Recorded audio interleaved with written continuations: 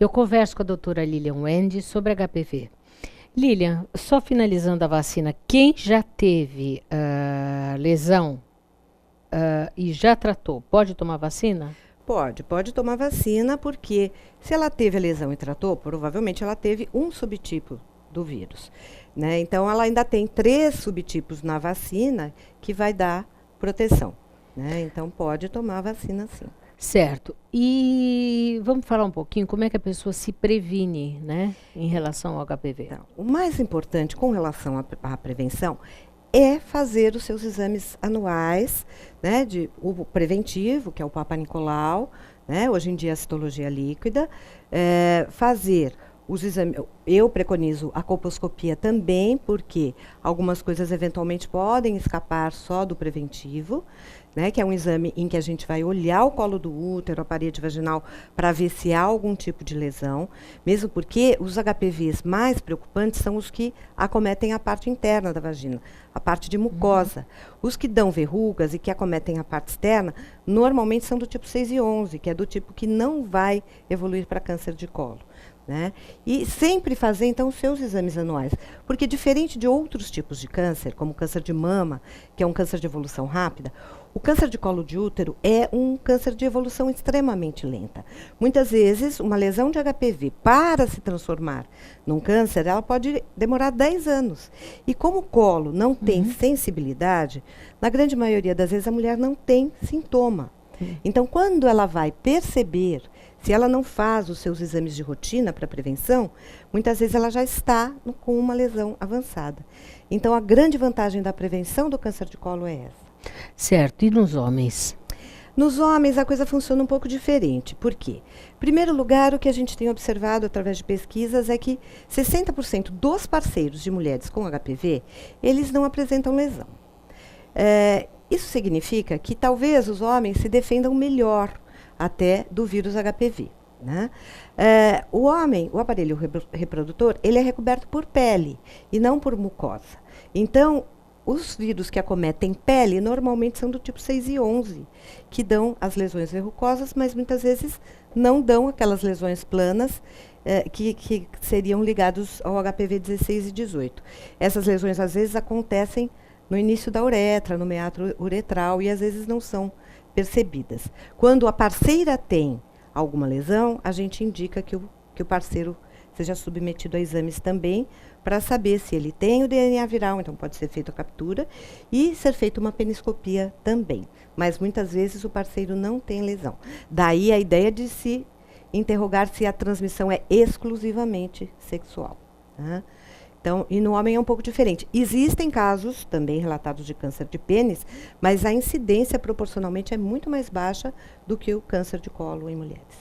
Agora, quais são as outras consequências, né, do HPV? Isso é importante a gente estar falando também, que isso resvala muito na minha área e também hoje numa área que você também está atendendo, que você também é terapeuta sexual, não é verdade? Então, a gente vê que eu vejo como uma das principais consequências são as consequências emocionais, as consequências dentro de um relacionamento, porque as lesões orgânicas, né, anatômicas, se a gente fizer a prevenção, fizer o acompanhamento, a grande maioria das vezes a gente consegue resolver.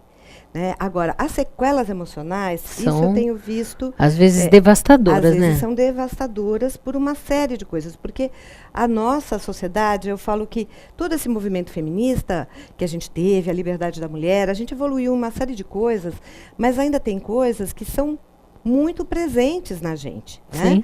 Dentro de um relacionamento, a questão da fidelidade ou da infidelidade, são coisas ainda muito difíceis de serem resolvidas. Então, eu sempre oriento as pacientes que, assim, nem sempre o parceiro vai ter, e nem sempre o parceiro foi o causador dessa infecção. Né? Então, a gente precisa ter uma certa maturidade, talvez, para enfrentar isto juntos, né? Porque o inverso também é verdadeiro, que não é, pode ser a desconfiança do parceiro, e quando o parceiro não tem lesão, a desconfiança do parceiro em relação a ela. Sim, né? Muitas pacientes relatam que foram julgadas como promíscuas, como sujas, como se de repente tivesse uma vida sexual assim, de pessoas realmente, né? Consideradas ainda dentro da nossa moral, né? Ou às vezes da nossa falsa moral, como uma conduta errada. Mas não necessariamente. Né? Porque, inclusive, eu já vi casos em que, às vezes, o filho adolescente teve e acabou transmitindo indiretamente para um dos pais. E aí, mas isso só foi descoberto depois que uma grande confusão aconteceu na família. Né? Então, a gente tem que ter um certo cuidado. Inclusive, nós, como profissionais da área, que lidamos com pacientes que têm HPV e que passam por isso, até no sentido de orientar e não de julgar. Né? Porque eu acho que esse nem é o papel do médico. Sim, né? Mas você sabe que na área médica também, porque alguns pacientes, inclusive, uma delas que sofreu, eu achei que foi um abuso de um médico que chegou a ofendê-la. Eu ainda falei, faça uma reclamação no hospital, porque é o fim da picada, né? Você passa ainda por esse constrangimento, né? Então há muita desinformação. Há muita desinformação. E como a pesquisa e as mudanças com relação ao diagnóstico e ao que a gente sabe sobre HPV evoluiu muito rapidamente, então eu percebo que nem todos os médicos às vezes acompanham isso, porque eu trabalho com essa área e é uma área muito específica, né? Mas assim, a coisa evolui muito depressa. Quer dizer, o que captura híbrida era uma coisa assim, alguns anos atrás, era, né, a gente achou que ia resolver o problema. Hoje, em certos lugares já está entrando em desuso. Duas coisas faltou te perguntar. Como é que é com a mulher, se a mulher grávida tiver HPV e se passa para o nenê? Então, nas mulheres grávidas, a grávida ela tem naturalmente uma baixa do seu sistema imunológico. Então, o que a gente encontra mais comumente em grávidas são as lesões do tipo do HPV 6 e 11, que são as verrugas. E é relativamente comum aparecerem na gravidez, só que, na grande maioria das vezes, elas evoluem para cura espontaneamente. Mas a mulher com HPV pode engravidar? A mulher com HPV, ela pode engravidar, porém, o que a gente tem que ter é um certo cuidado, principalmente com a via de parto. O HPV não passa para o bebê pela placenta, então, enquanto ela está grávida, não há contágio. Porém, através do parto normal, quando o bebê passa através do canal de parto, se ele tiver contato com o vírus, no bebê não dá lesão genital, mas pode dar HPV de orofaringe. Apesar de ser extremamente raro, hoje em dia é um pouco mais comum pela alta incidência, mas assim, se a gente tiver o diagnóstico no pré-natal, a gente indica cesárea, para não haver este contato, esse risco. Muito obrigada, mas mensagem final para nosso telespectador. A mensagem final é assim, o quanto é importante a prevenção do câncer de colo. Né? Não deixem de fazer os seus exames anuais, porque em termos de câncer de colo, isso é fundamental. Muito obrigada, Lília, mais uma vez. Obrigada. Agradeço. Eu que agradeço.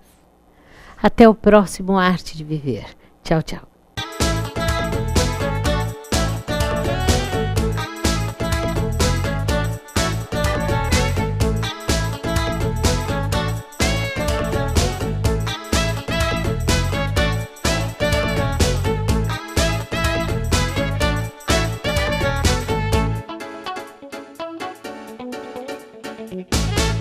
Programa Arte de Viver. Apoio Sicom, Sindicato dos Condomínios Prediais do Litoral Paulista, a mão amiga no momento certo.